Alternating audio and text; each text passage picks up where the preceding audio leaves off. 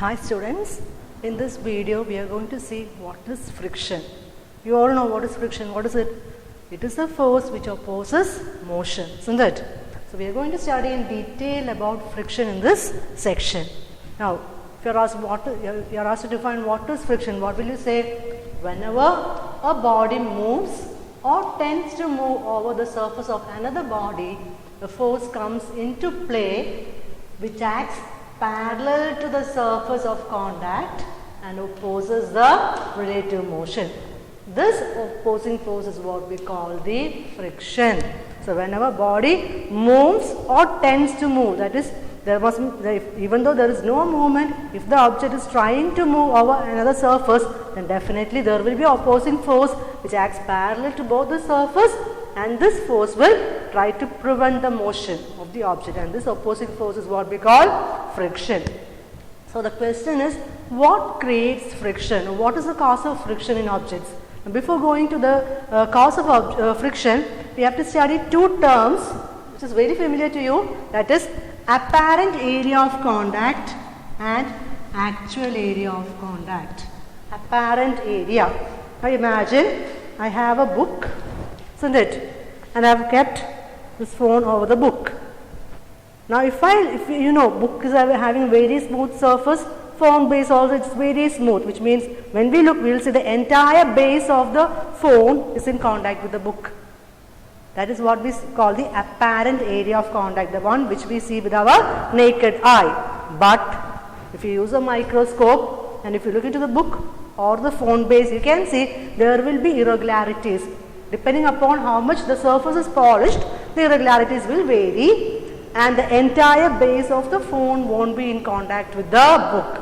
So there will be irregularities and only maybe this much portion of the phone or of the object will be in contact with the surface. This is actually the actual area of contact. So what we are saying is apparent area, but actual area is different. It depends on the irregularities and grooves present on the surface, which can be increased or decreased depending upon the nature of the surface. Okay.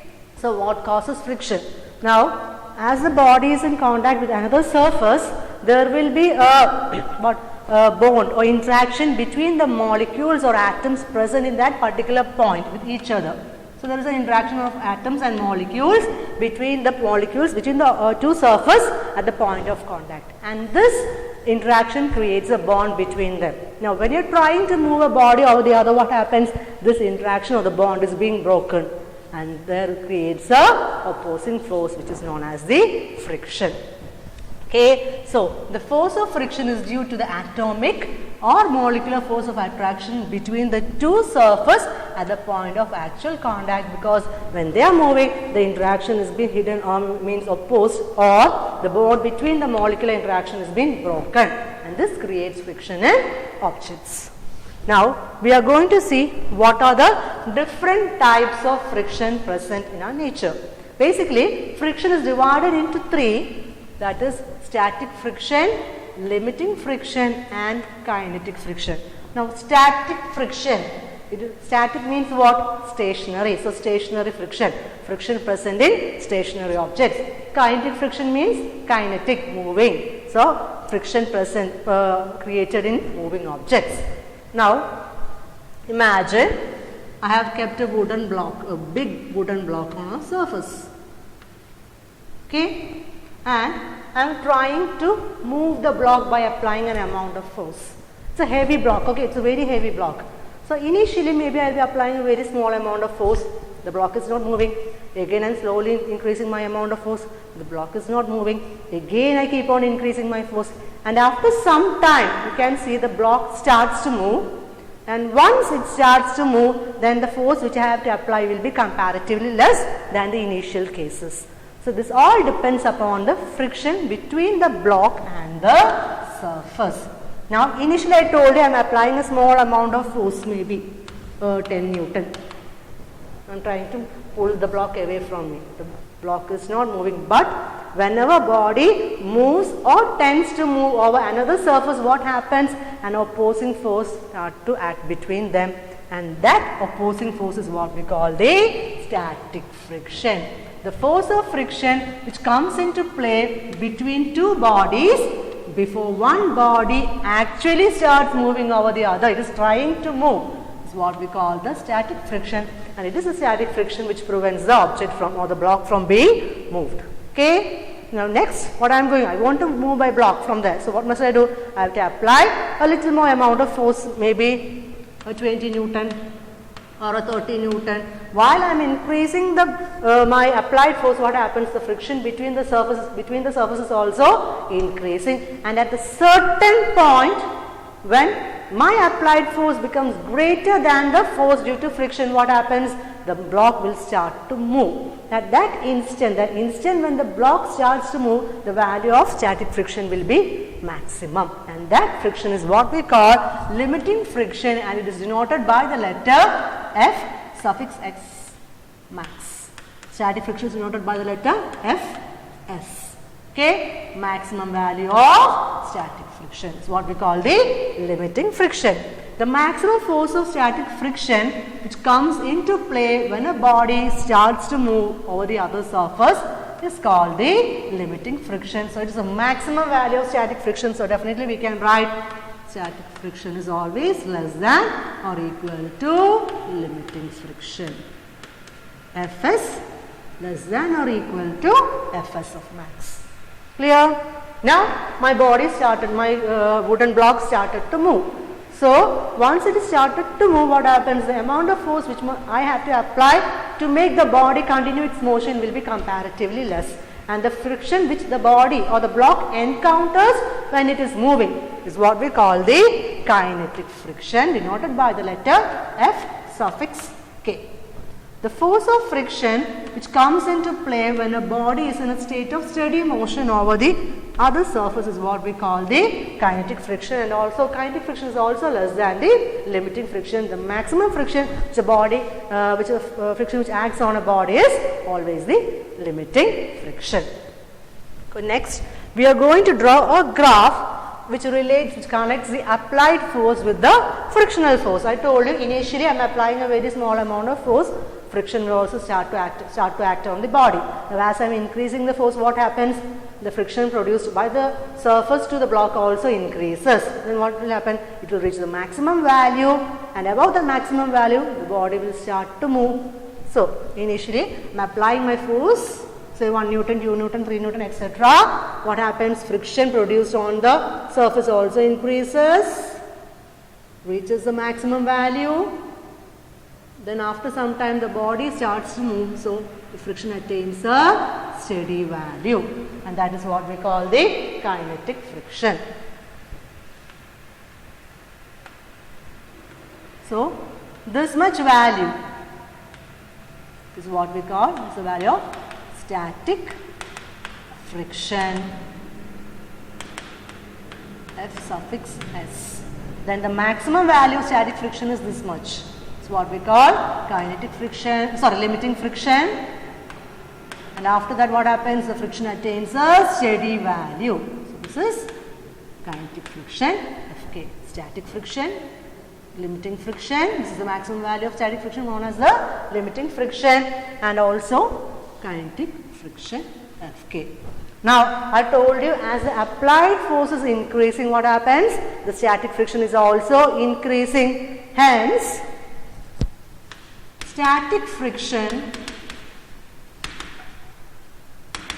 is also known by the name known as self-adjusting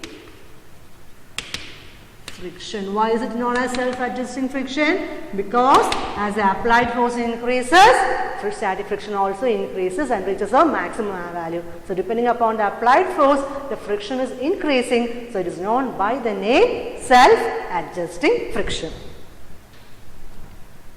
Now we are going to see what are the laws which governs the friction. Okay, the laws which governs the limiting friction are: first one, limiting friction depends on the nature of surface, and to an extent depends on how much the surface is being polished. If it is a well polished surface, then limiting friction value will be less. So limiting friction depends on the nature of surface, whether it is a hard surface or a rough surface or a very smooth surface in contact, and also the state of their polish.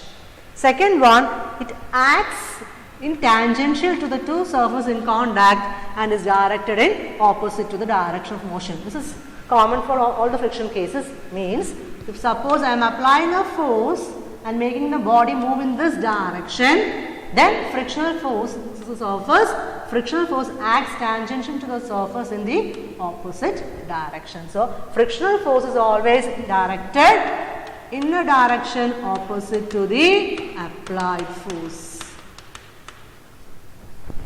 Next one, it is independent of the area of surface in contact as long as the normal reaction remains the same. Does not depend on the area of surface in contact, but limiting friction is directly proportional to normal reaction between the two surfaces. Why? Because imagine you have kept a small object and a bigger object. Definitely the bigger object will be experiencing more normal reaction force and have to apply more force to overcome that friction produced by the heavy object. So, limiting friction is directly proportional to the normal reaction on between the two surfaces. That is, we can write Fs of max is proportional to normal reaction. How will we write? We write with the capital letter S, or to change the proportionality sign, we use a constant is equal to mu s of r, where mu s of r is known as the coefficient of static friction. Mu s of r is known as coefficient of static friction. Next, we are going to see what are the laws which governs the kinetic friction. Now, kinetic friction means once the body starts to move, then the kinetic friction depending upon the surface will be having a constant value. Next one, it is independent of the velocity with which the body is travelling, and same as limiting friction, it is directly proportional to the normal reaction. So, kinetic friction opposes the relative motion and has a constant value which depends on what? Which depends on the nature of surface in contact. Whether it's a rough surface or a smooth surface, it all depends on the nature of surface in contact because of the intermolecular force between the surfaces in contact. Next one, it does not depend on the velocity provided velocity is neither too large or too small, almost a constant velocity. Then the value of kinetic friction is directly proportional to the normal reaction between the two surfaces, same as limiting friction, that is Fk proportional to R, or to avoid the proportionality sign, to remove the proportionality sign, we introduce a constant, that is Fk is equal to mu k into R.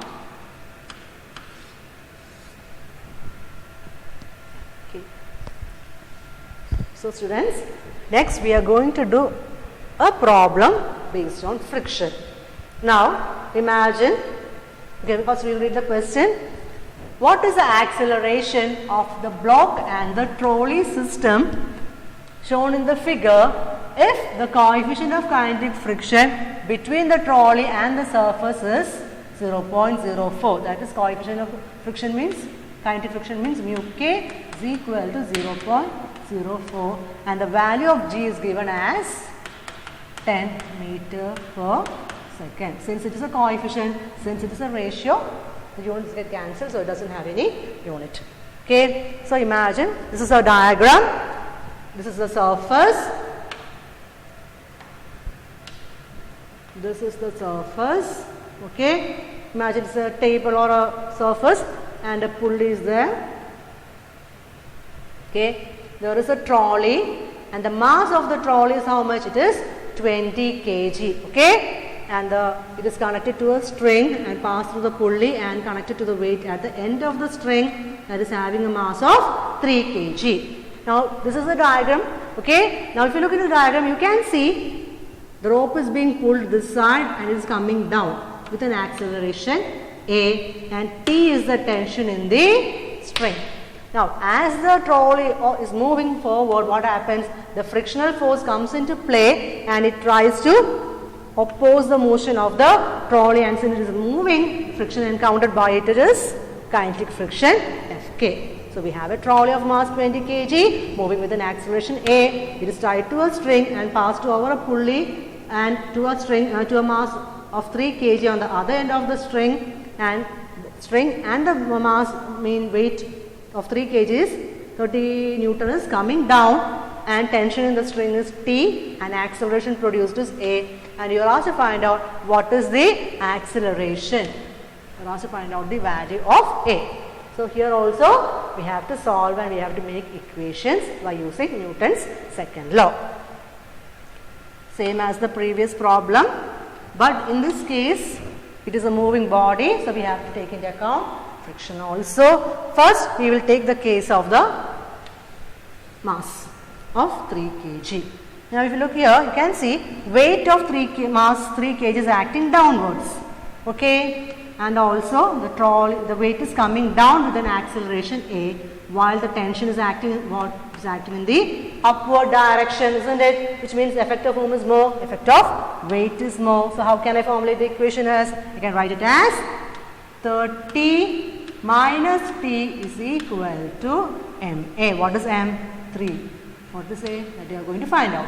This is equation number 1.